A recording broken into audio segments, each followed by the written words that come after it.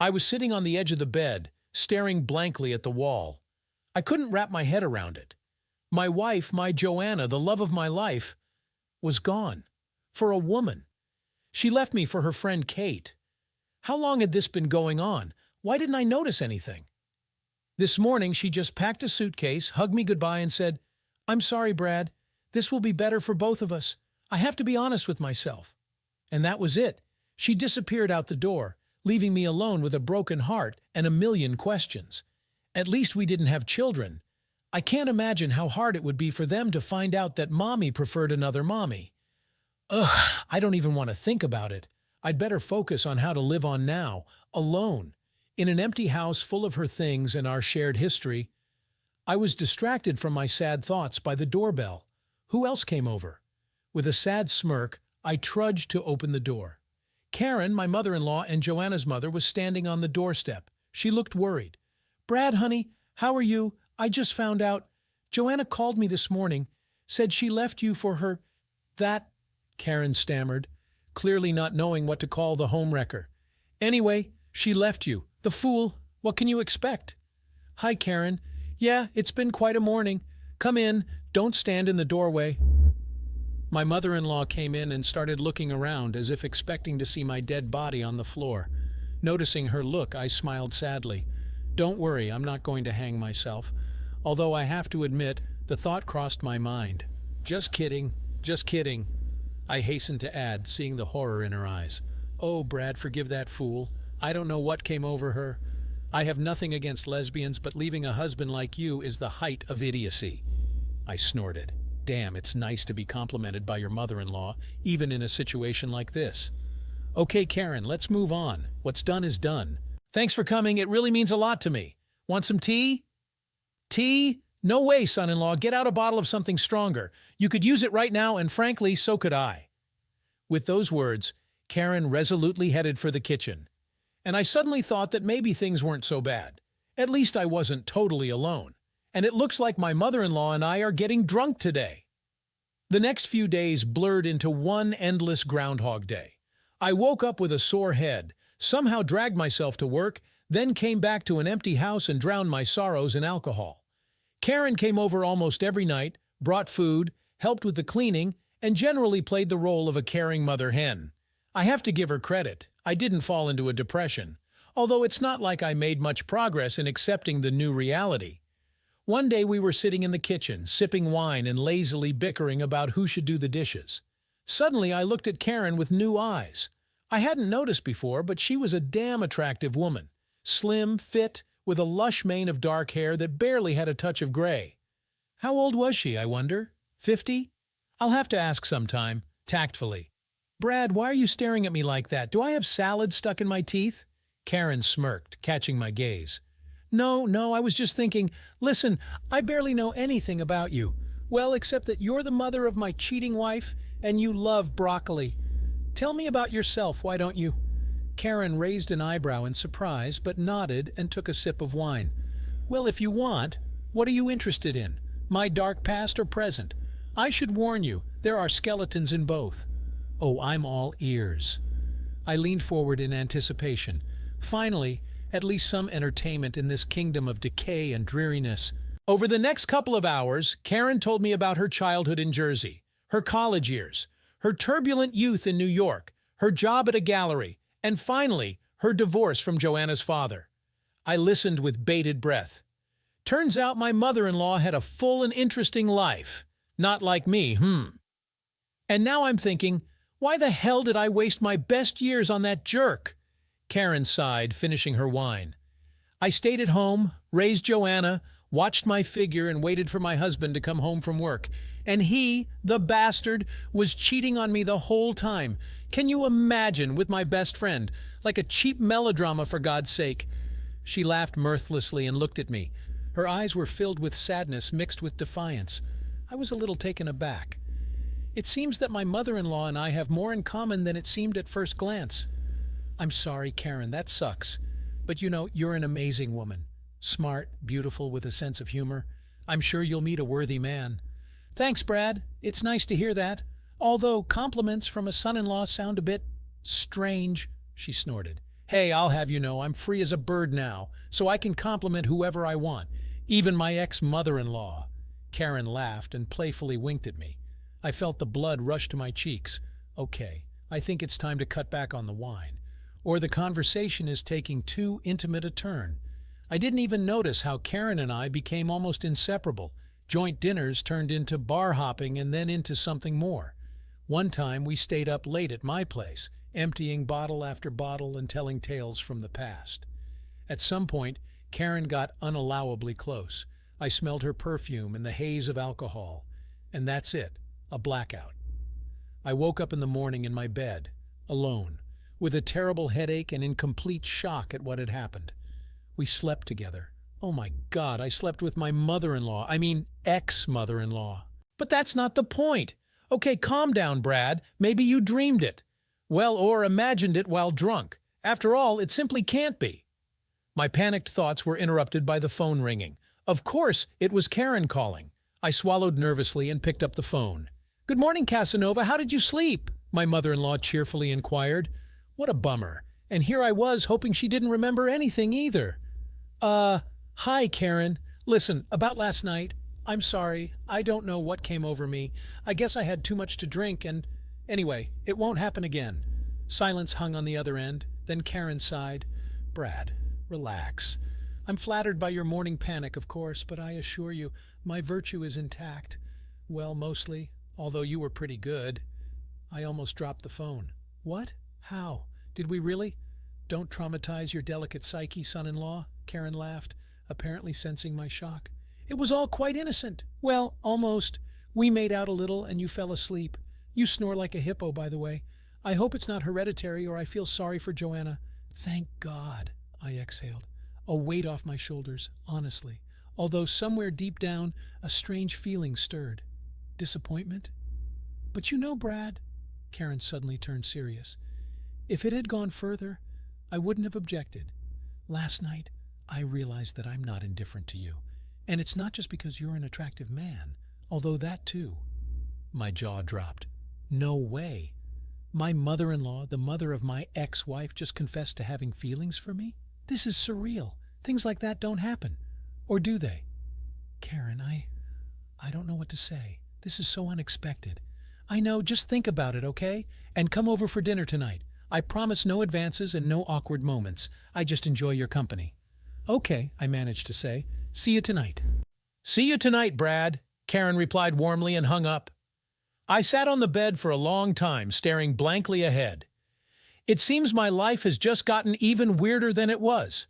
But damn me if I didn't want to know where this weirdness would lead. The next few weeks were like a roller coaster. Karen and I saw each other almost every day, chatting, laughing, flirting, but nothing was happening. As if an invisible barrier had arisen between us after that morning conversation, a barrier that no one dared to cross first. This situation infuriated me on one hand and excited me on the other. I found myself constantly thinking about Karen, remembering her mischievous smile, the dimples on her cheeks, how beautifully her figure was hugged by her house dress when she cooked us dinner. Damn, I'm a hopeless pervert. I need to cut it out. But easier said than done, especially when the object of your desire is asking for more. Yes, Karen turned out to be quite a piece of work. Her ambiguous hints, accidental touches, playing eye tag. I was going crazy with unsatisfied desire, and one day I finally snapped. We were sitting at her house, sipping wine and discussing some art house movie that Karen had dragged from the rental place. At one point, she leaned over to put her glass on the coffee table, and her breasts softly brushed against my shoulder. And I had to blurt out, "You have beautiful breasts. I mean, the dress. I mean, this cut suits you." "Bravissimo, Brad, you idiot." But Karen just laughed softly and looked at me playfully. "Thank you, Brad. I'm glad you noticed. And not just the dress, I see." She winked meaningfully. And then my brakes finally failed. Obeying some animal impulse, I pulled her to me and devoured her lips in a hungry kiss. Karen gasped softly, but immediately responded. It was so strange and so exciting to be kissing my ex-wife's mother, to feel her soft lips, to inhale her scent, to run my hands over her body. Karen and I fell onto the couch, not breaking our mad tussle. At that moment, The whole world narrowed down to the sensation of bare skin, passionate kisses, and sweet languor. I covered Karen with kisses, savoring every inch of her body. What happened next was lost in a haze of passion and lust. We made love like possessed, forgetting about everything in the world, and it was the best thing that had happened to me in a long time, maybe in my whole life. Then we lay on the carpet, wet and exhausted. Karen rested her head on my shoulder and lazily traced patterns on my chest. I ran my fingers through her hair and stupidly smiled at the ceiling. Wow, no, really, wow. Brad, Karen suddenly called softly. I turned to her and met her serious gaze. I know this is crazy. We shouldn't. You're my daughter's ex-husband after all, but... My heart skipped a beat. Now she's going to say it was all a mistake. And she'll be right, damn it. But I want to continue, Karen blurted out and smiled sheepishly. I haven't felt this alive in a long time, Brad. This desired. I know it looks terrible from the outside, but who cares? I want to be with you. My jaw dropped. What a twist. My ex-mother-in-law, it turns out, is a damn hot and determined woman, and she wants me. Hell, how can you resist that? Oh, Karen, was all I could breathe out, pulling her in for a new kiss. After that, our conversation lost all coherence, switching to the language of movements and ragged breathing. We did it again right there on the living room floor, and then again in the bedroom, and in the shower. By morning, I couldn't feel my ass or my conscience. It was too good to think about the consequences. And the consequences, as usual, were not long in coming. My affair with Karen lasted about a month. The craziest, most passionate, adrenaline-filled month of my life. We met almost every day, made love like teenagers, talked about everything under the sun. It was like some surreal dream where everything was turned upside down. But I didn't care. I was happy. However, reality still made itself known. We tried to be careful, hiding our relationship from the neighbors, from mutual acquaintances. We didn't even tell Joanna, although I was itching to call her and tell her, "Hi, honey. You know, I'm dating your mom now. How's that for a twist, huh?" But I understood that it was low and fraught with consequences, so we lived in our little paradise for two, until I met her. Maggie. It happened at the supermarket. I was standing in line, grimly examining the contents of my cart, condoms, lube, a bottle of wine, and takeout dinner, when someone lightly tapped me on the shoulder. Turning around, I saw a cute girl with fiery red curls and cheerful green eyes. "Excuse me, but you dropped this," she smiled, holding out a pack of condoms to me. Damn, must have fallen out of the cart when I was getting my wallet. "Oh, thanks," I mumbled in embarrassment, feeling my face flush. "That's awkward." "No biggie," the girl waved it off. "It happens to everyone, although usually before dropping them, I at least say hello." She winked mischievously. I couldn't help but laugh. Wow, what a funny person. I'll keep that in mind for the future. Well, let's get acquainted, shall we? My name is Brad. Maggie, the girl held out her hand. Nice to meet you, Brad, despite such specific circumstances. We got to talking.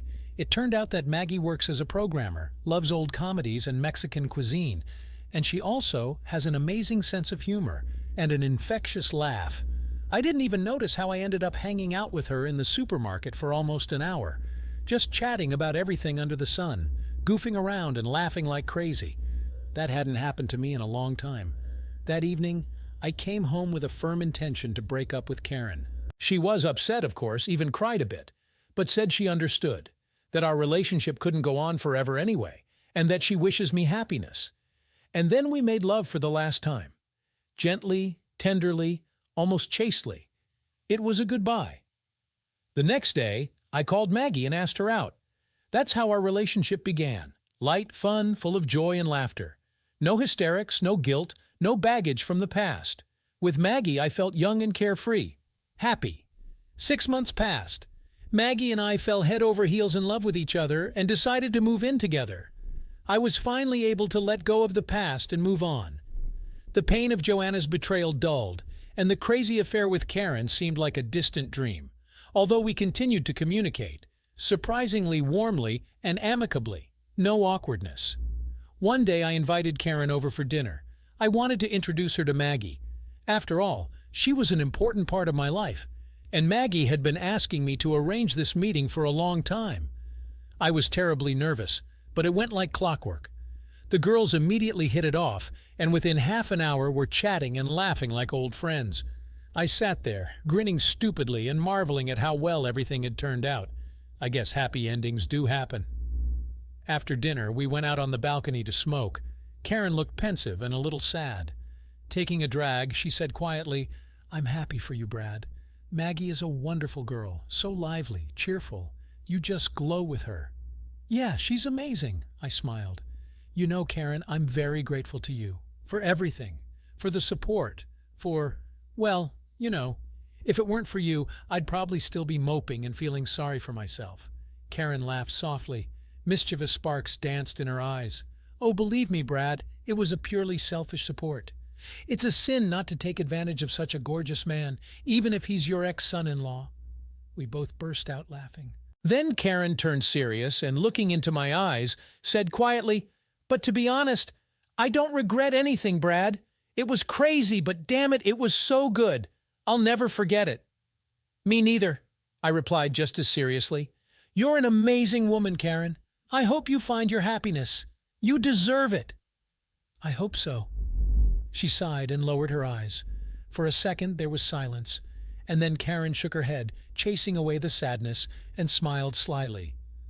"Okay, we're getting too sentimental here. Let's go back before your beloved suspects something. I know you men. Give you an inch and you'll be in our pants right away." We laughed again and returned to Maggie, instantly switching to a light, friendly tone. No awkwardness, no ambiguity. Just two good friends and former lovers who have been through too much together to be embarrassed by shared secrets. When we said goodbye, Karen hugged me tightly, kissed me on the cheek, and winking goodbye, fluttered off into the night. Maggie and I went to bed, to wake up in each other's arms in the morning and start a new day, a new life, in which there will no longer be a place for betrayal, loneliness, and prohibitions. Only love, laughter, and a little bit of craziness. How could we do without it? Did you like this story? Let us know in the comments what you liked. Subscribe to our storytelling podcast. Also, don't forget to like and ring the bell so you don't miss more interesting stories. See you soon.